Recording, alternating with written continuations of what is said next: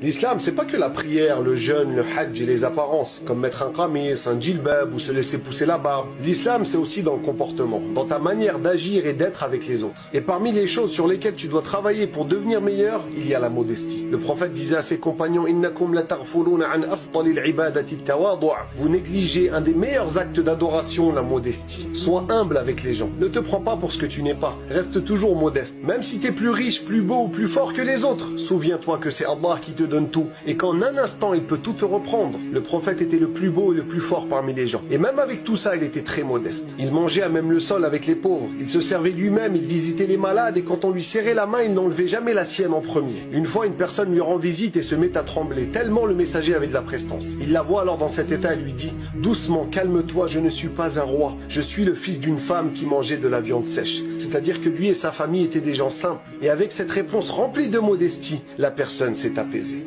L'islam